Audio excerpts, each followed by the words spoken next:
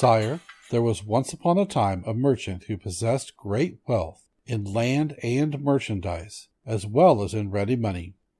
He was obliged from time to take journeys to arrange his affairs. One day, having to go a long way from home, he mounted his horse, taking with him a small wallet in which he had put a few biscuits and dates, because he had to pass through the desert where no food was to be got. He arrived without any mishap, and, having finished his business, set out on his return. On the 4th day of his journey, the heat of the sun being very great, he turned out of his road to rest under some trees. He found at the foot of a large walnut tree a fountain of clear and running water.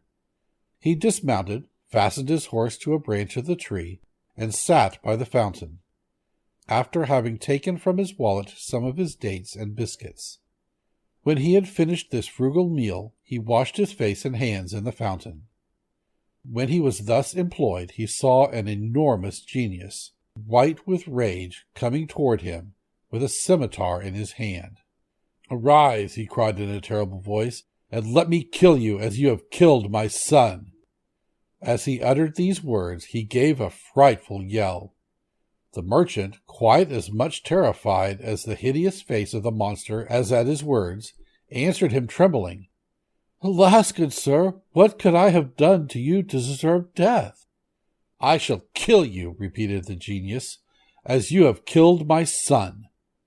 "But," said the merchant, "how could I have killed your son? I do not know him, and I have never even seen him."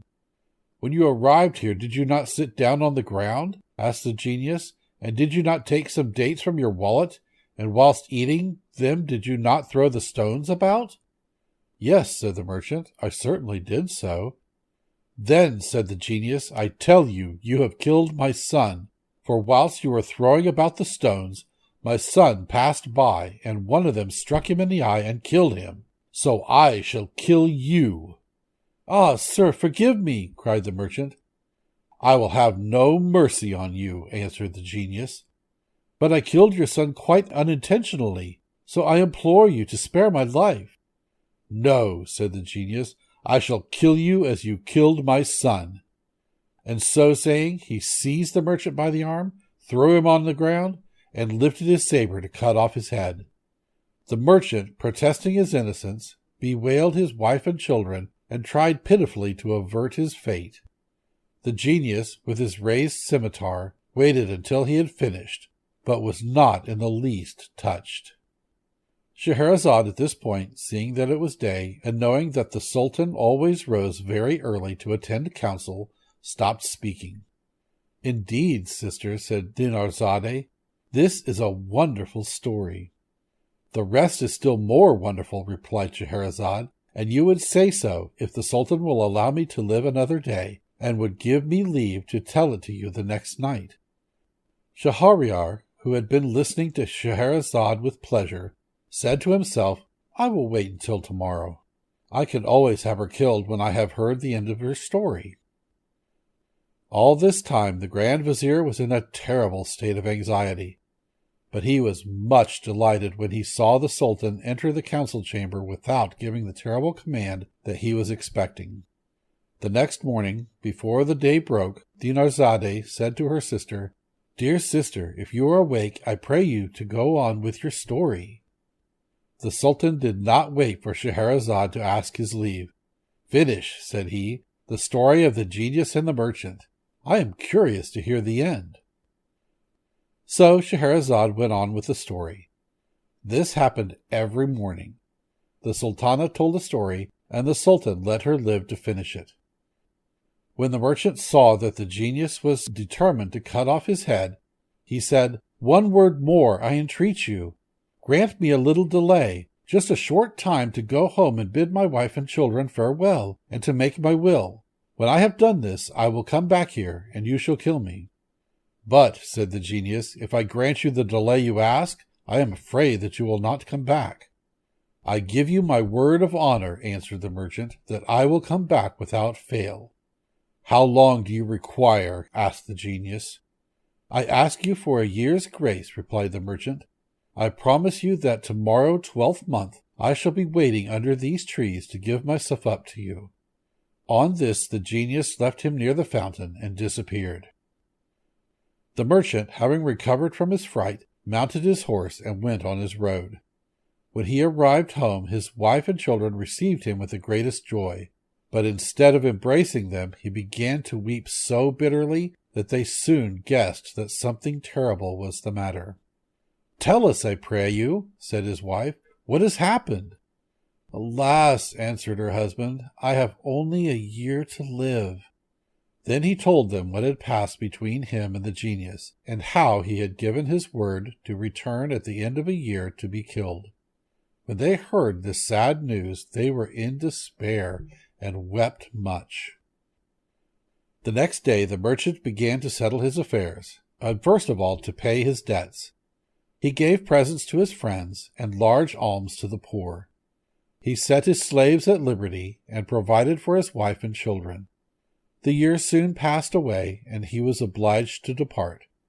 When he tried to say good-bye, he was quite overcome with grief, and with difficulty tore himself away.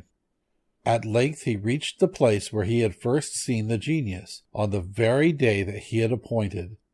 He dismounted and sat down at the edge of the fountain, where he awaited the genius in terrible suspense.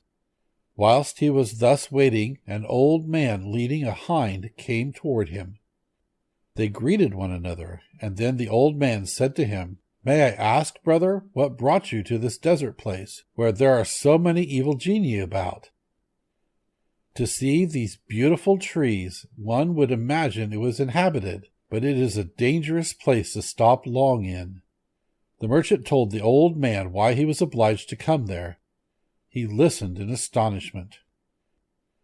"This is a most marvelous affair. I should like to be a witness of your interview with this genius." So saying, he sat down by the merchant. While they were talking, another old man came up, followed by 2 black dogs. He greeted them and asked what they were doing in this place. The old man who was leading the hind told him the adventure of the merchant and the genius. The second old man had not sooner heard the story than he, too, decided to stay there to see what would happen. He sat down by the others and was talking when a third old man arrived. He asked why the merchant who was with them looked so sad. They told him the story, and he also resolved to see what would pass between the genius and the merchant, so waited with the rest. They soon saw in the distance a thick smoke, like a cloud of dust. This smoke came nearer and nearer, and then, all at once, it vanished, and they saw the genius, who, without speaking to them, approached the merchant, sword in hand, and, taking him by the arm, said, "Get up and let me kill you as you killed my son." The merchant and the 3 old men began to weep and groan. Then the old man leading the hind threw himself at the monster's feet and said, "O prince of the genii, I beg of you to stay your fury and to listen to me. I am going to tell you my story and that of the hind I have with me, and if you find it more marvelous than that of the merchant whom you are about to kill, I hope that you will do away with a third part of his punishment."